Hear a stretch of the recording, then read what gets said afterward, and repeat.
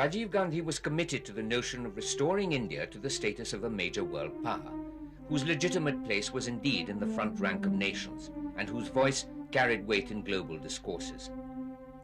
It was with this agenda that he embarked upon creating a personal rapport with international leaders, who returned his gesture with equal generosity, accepting him as an international statesman within months of his being elected Prime Minister. To him it was India, and India must be a great country. India must be a strong country. India must be respected in the world. I mean, these were high ideals. He set for himself very high ideals. In some cases, of course, we lived up to those ideals. That is one of the reasons why he was easily accepted as a world statesman within a few months of his coming to office. And it was with statesmanship that he made his contribution to those issues which so preoccupied the world. One of Rajiv's favorite causes was nuclear disarmament. There is now the prospect of a world without nuclear weapons. We believe that For him, it was a logical extension of the Gandhian ethic of non-violence. The threat of a nuclear holocaust was a real danger, and Rajiv continued with his efforts to battle this as well, using every world fora to highlight the threat that nuclear weapons constituted. the major powers have recently agreed to resume discussions on nuclear weapons. This is a good development, and we welcome it. And in the Six-Nation, Five-Continent Initiative, he found an ideal forum to propagate his views. We want these negotiations not to be confined to ways of dealing with only the consequences of improvements in capacity and delivery systems. They must ultimately address themselves to the basic objective, which is the elimination of all nuclear weapons.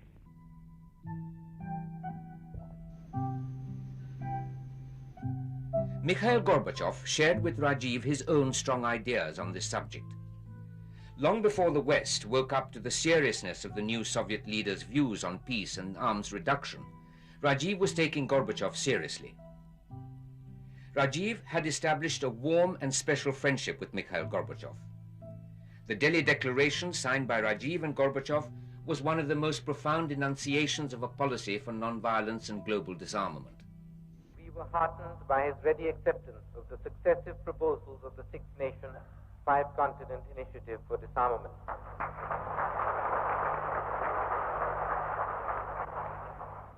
His own proposals at Reykjavik go far beyond what we attempted.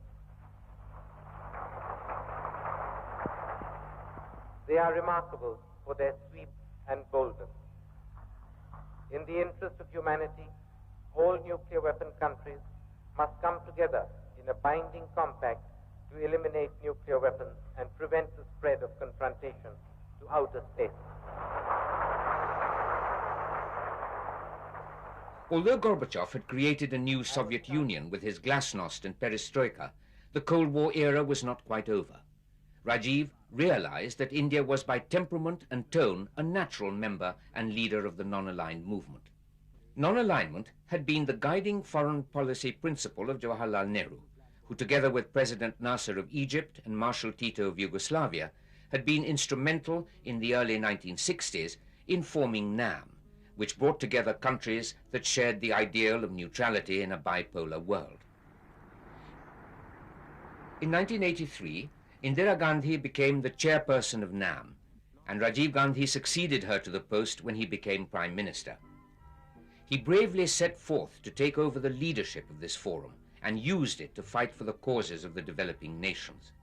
Non-alignment matters to the world because we are the conscious keepers of humanity.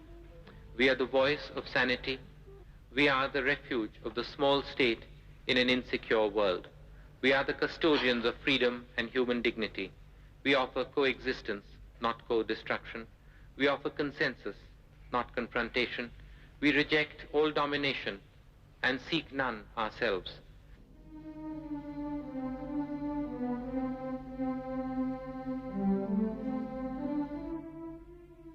He was only carrying forward the legacy of his grandfather and mother, bringing to it his own fresh approach by shedding the blinkers which could so easily have kept India in confrontation with its neighbors.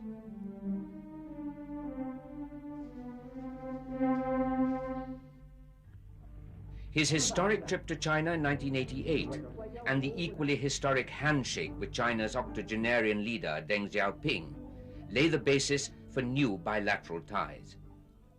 Differences over the border led to unfortunate events that strained our relationship. It is now time to look beyond the past. It is now time to look forward to the future. 26 years of animosity were to be replaced with mutual discussions for the resolution of the border problems.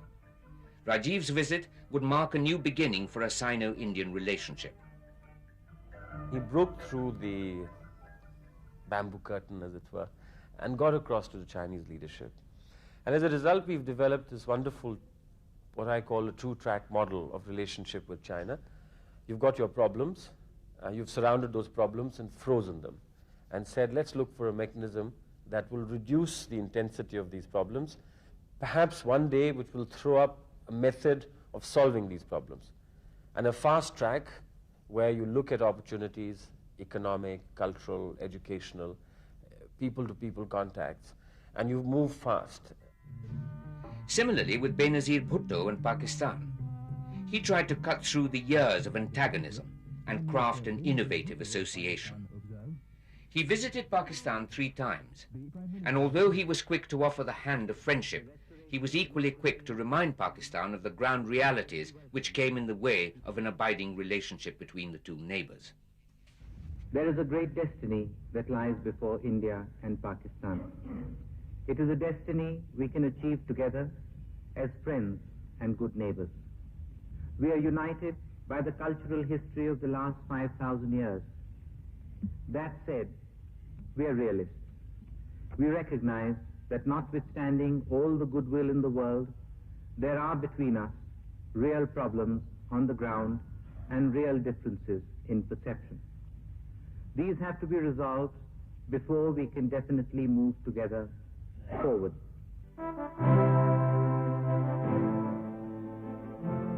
Rajiv realized that if India was to play a role in international affairs, it would have to carry its neighbors with it.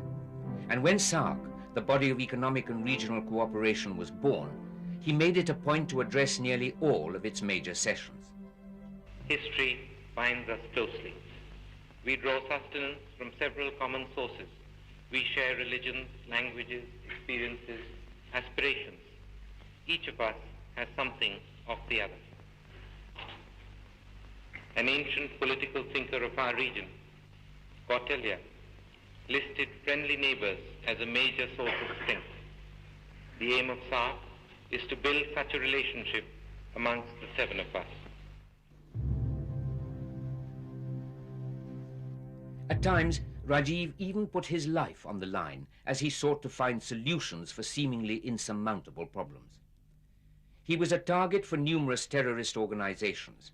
One major attack on him was in Colombo, Sri Lanka, where, after having signed the Indo-Sri Lanka Treaty while he was being given a guard of honor, he was attacked by a naval cadet.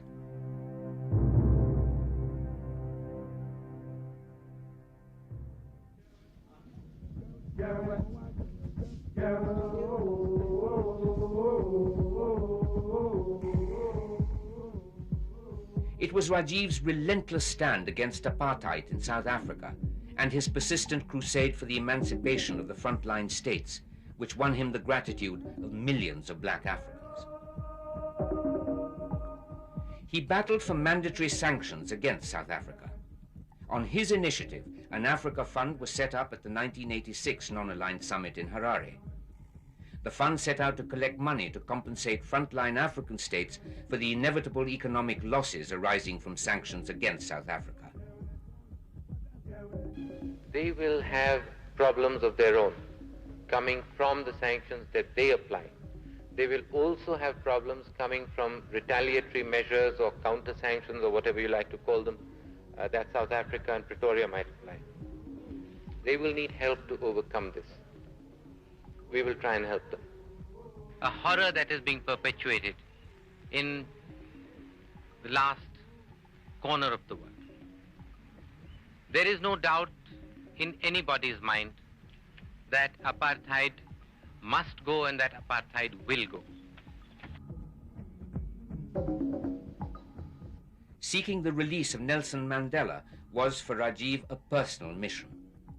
And when subsequently, after Mandela's release, he met the great leader during the latter's visit to Delhi in 1990, it was a meeting of two statesmen from different countries, but each sharing the same ideals.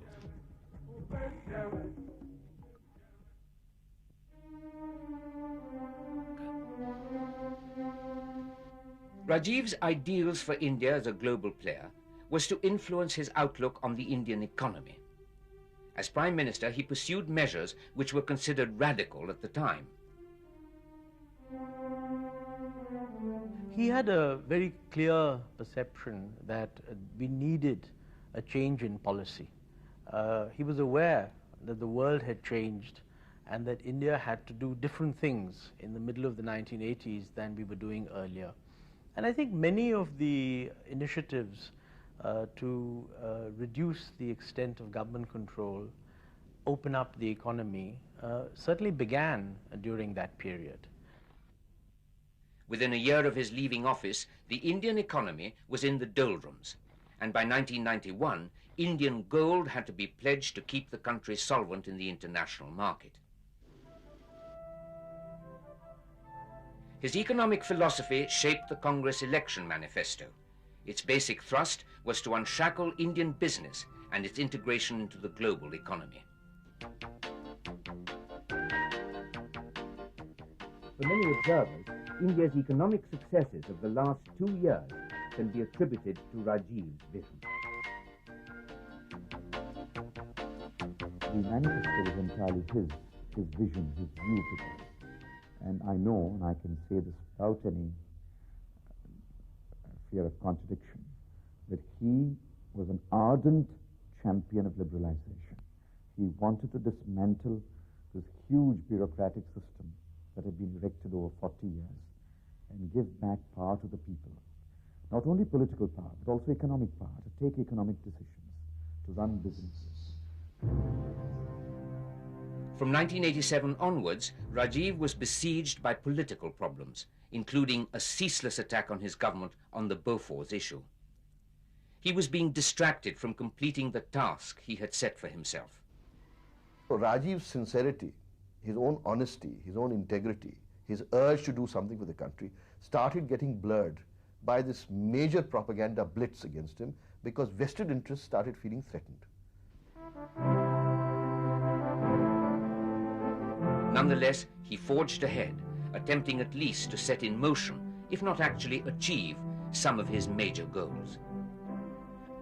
Rajiv was a man in a hurry, and in 4 years he had packed in some phenomenal achievements. There was always a rush of ideas in his mind. He was always combating with 100 ideas every day. And he lived in a hurry. He packed almost 20 years of living into those 5 years.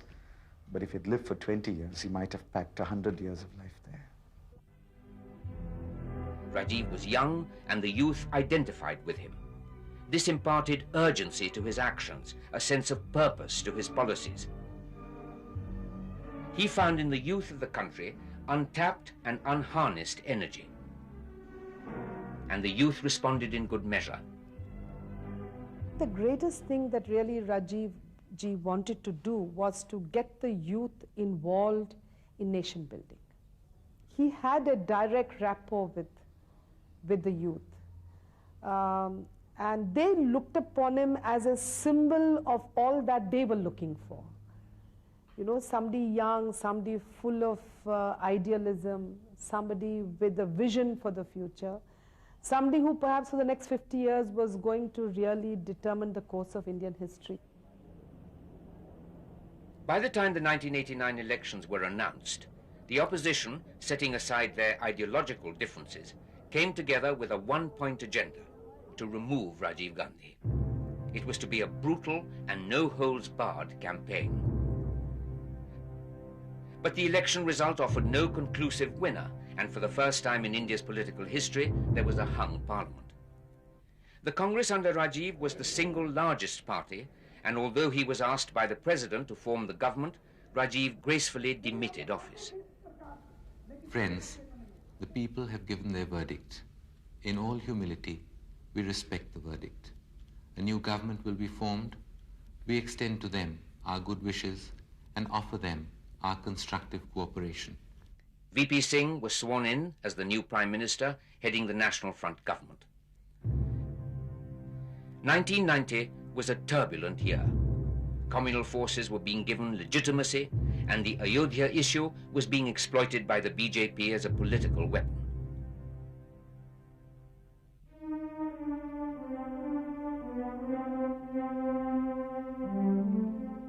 Even though he was now in the opposition, to many observers, Rajiv Gandhi's political stature did not diminish. He was much larger in opposition than he had been in government.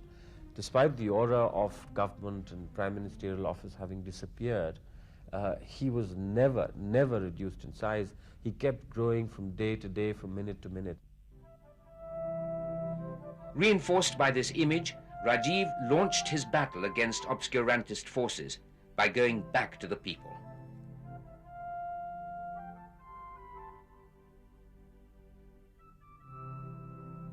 He began his Sadbhavna Yatras to different parts of the country. Many of these journeys were by train, excursions into the heartland of the country.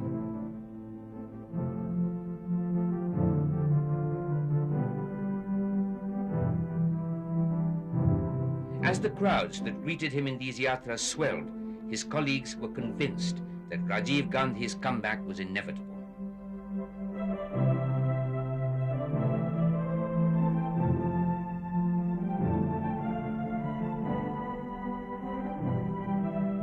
People came in their thousands at railway stations. He just seemed to merge. He was part of them, he was one of them, and he seemed to be absolutely at ease, if I may say so. He seemed to enjoy, getting around and getting really to be one of them.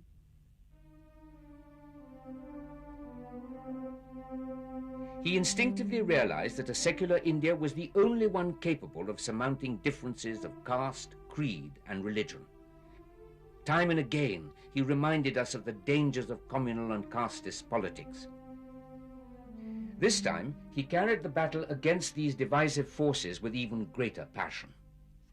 He used an expression which was to become, if you like, the leitmotif of his prime ministership and indeed of his years in the opposition, which was the words, "Secularism is the bedrock of our nationhood." He just could not conceive of India surviving a communal holocaust. He just could not conceive of India as surviving on the basis of a communal definition. And therefore, he struggled against communalism right through his political life. Towards the end of 1990, L.K. Advani's Rath Yatra, as well as VP Singh's implementation of the Mandal Commission report, had left the nation divided as never before.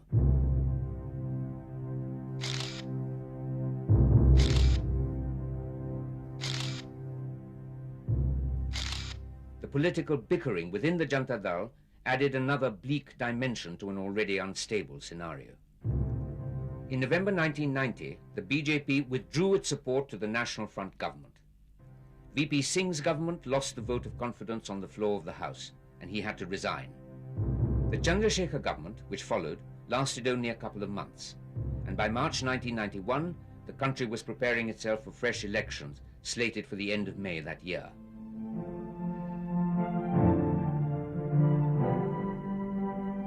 Rajiv Gandhi began his election campaign energized by the knowledge that the country was weary of opportunistic communal and casteist forces and was looking for stability and change, for hope.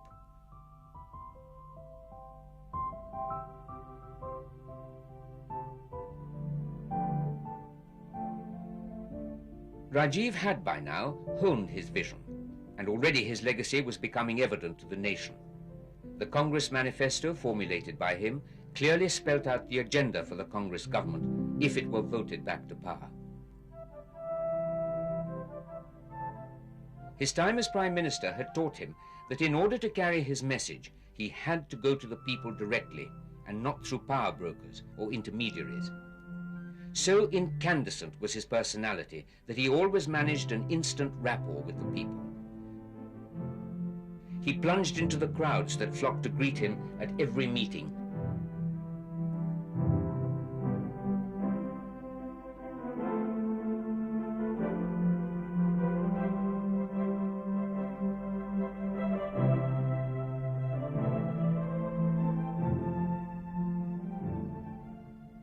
The frenzied campaign kept him away from his family for most of the time, and on the 20th of May, he returned to Delhi after a hectic schedule to spend a few minutes with them before leaving for another bout of campaigning. No one could have known then that this would be his last walk down 10 Janpath.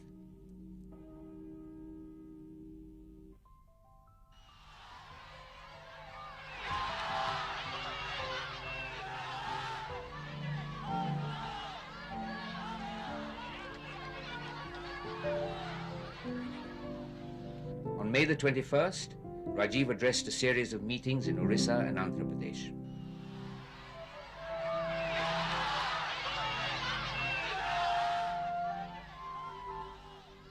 After a mammoth public rally in Visakhapatnam, he flew out to Madras for his last engagement. In Sri Perumbudur, a human bomb was waiting for him.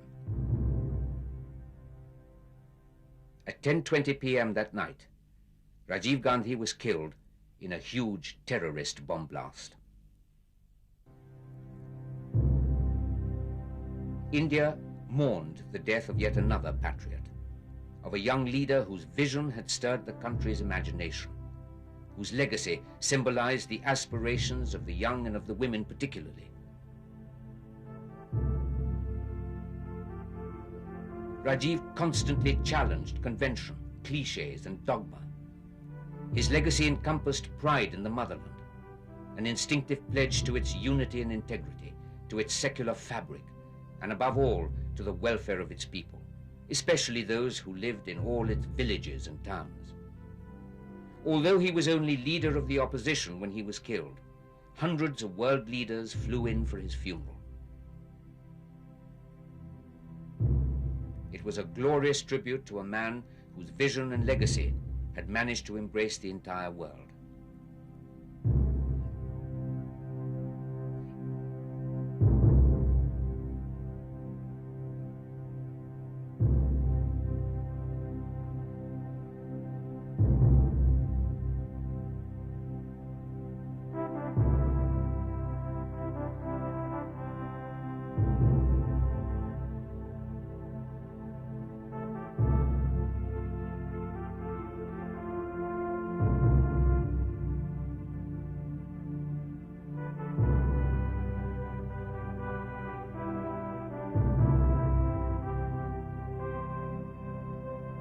I am young, and I too have a dream. I dream of an India strong, independent, self-reliant, and in the forefront and the front rank of the nations of the world in the service of mankind.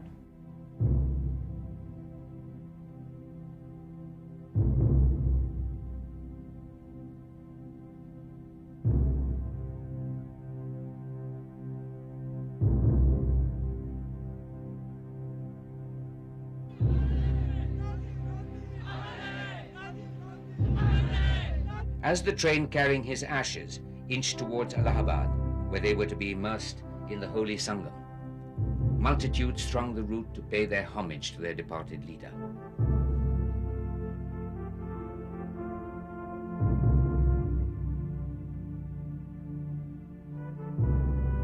Let us build an India, proud of her independence, powerful in defense of her freedom, strong, self-reliant in agriculture, industry, and front-rank technology, united by bonds transcending barriers of caste, creed, and...